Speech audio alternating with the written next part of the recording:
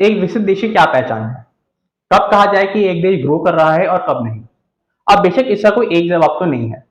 कई लोग देश में बढ़ते इंफ्रास्ट्रक्चर को इसका पैमाना मानेंगे, तो कई लोग अपनी बढ़ती इनकम को। इन सब पैरामीटर के बीच में एक बहुत बड़ा इंडिकेटर है क्रेडिट ग्रोथ का, यानी कि देश के अंदर कर्ज लेने की दर। अगर आप किसी गांव में रहने वाली जनरेशन से आज भी पूछेंगे, तो वो लोन बैंक की बजाय एक लोन चार्ट से लेना पसंद करते हैं। अब इसके बहुत सारे रीजन हैं, जैसे कि बैंक से लोन लेने के लिए कोलेटरल प्रॉपर्टी का ना होना या बहुत सारा पेपर वर्क होना। और यही बात अगर आप किसी शहरी बंदे से पूछेंगे, तो वो आपको एक शब्द बोलेगा, फिनटेक। फिनटेक यानी कि वो कंपनियां जो फाइनेंशियल सर्विसेज को माइक्रो लेवल तक पहुंचाने के लिए टेक्नोलॉजी का यूज करती हैं। ऐसे व्यवसाय अपने फाइनेंशियल प्रोडक्ट एक ऐप के थ्रू अपने कस्टमर को सेल करते हैं, और इनकी खास बात यह है कि कस्टमर को फाइनल प्रोडक्ट मिनटों के अंदर प्रोवाइड किया जा सकता है। पिछले साल एक ऐसी न्यूज आई थी जिसने पूरी फिनटेक इंडस्ट्री को हिलाकर रख दिया था। न्यूज थी कि बहुत सारे फिनटेक और एनबीएफसीज की फंडिंग चाइना द्वारा की जा रही है, और इनको चलाने के लिए इंस्ट्रक्शन भी चाइना और हांगकांग के कुछ इंडिविजुअल्स दे रहे हैं। अब फिनटेक को रेगुलेट करने के लिए नियामक आरबीआई को बनाया गया है, और आरबीआई ने बहुत सारी गाइडलाइंस इशू की है डिजिटल लैंडिंग को कंट्रोल करने के लिए। अब वैसे तो ये गाइडलाइंस किसी फिनटेक कंपनी के ऊपर एप्लीकेबल है, लेकिन अगर आप भी किसी फिनटेक कंपनी से लोन लेने के बारे में सोच रहे हैं, तो आपको भी इन गाइडलाइन के बारे में पता होना चाहिए। आज के इस वीडियो में हम इन्हीं गाइडलाइन के बारे में चर्चा करेंगे।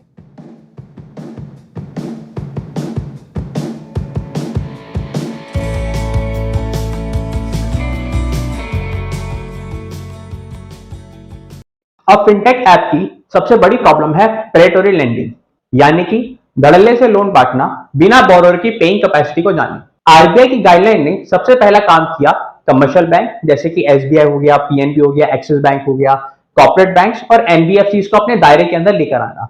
इनको कलेक्टिवली रेगुलेटेड एंटिटी कहा जाता है। गाइडलाइन के अकॉर्डिंग अगर कोई भी फिनटेक कंपनी लोन देती है, तो वो लोन किसी भी ऐप के अकाउंट में नहीं जाएगा, मानी आर की अकाउंट में ही ये पैसा डाला जाएगा। इसीलिए अगर आप किसी ऐप के थ्रू लोन अप्लाई करते हैं, तो वो पैसा आपके ऐप के अकाउंट में नहीं आएगा। लेकिन इस कंडीशन के सिर्फ दो एक्सेप्शन है। पहला, अगर लोन एक आरी और फिनटेक मिलकर दे रहे हैं, जिसको को लेंडिंग कहा जाता है।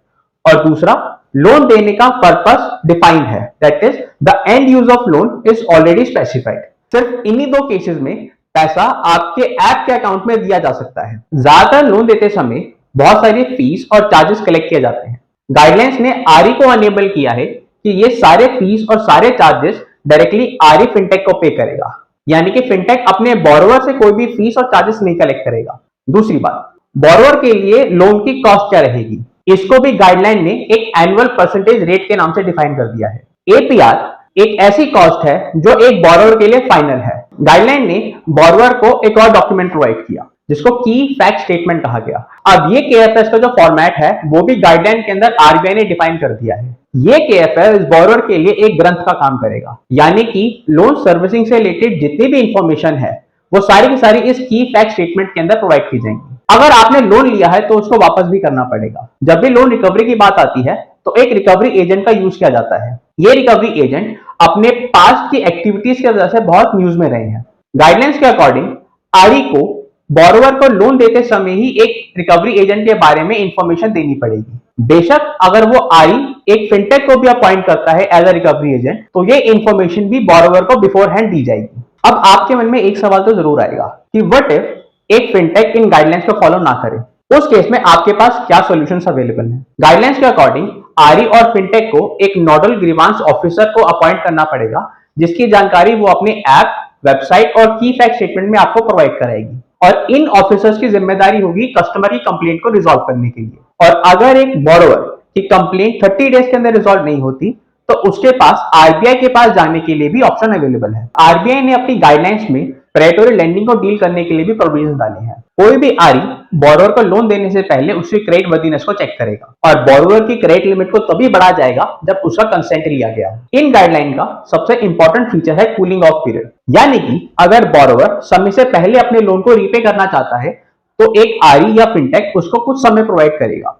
यह समय 1 से 3 दिन के बीच में वेरी करेगा। अब इस कूलिंग ऑफ पीरियड की सबसे खास बात यह है कि बोरोवर के ऊपर रीपेमेंट पेनल्टी नहीं लगाई जाएगी। किसी भी ऐप को यूज करते समय यूजर का सबसे बड़ा कंसर्न होता है डाटा प्राइवेसी को लेकर, खासकर अगर वो डेटा फाइनेंशियल या पर्सनल नेचर का हो। इस गाइडलाइन के अंदर आरई के ऊपर जिम्मेदारी डाली गई है कि फिनटेक सिर्फ वही डेटा कलेक्ट करे जो कि लोन देने के लिए रिक्वायर्ड है और जिसमें बोरोअर ने अपनी कंसेंट दी है।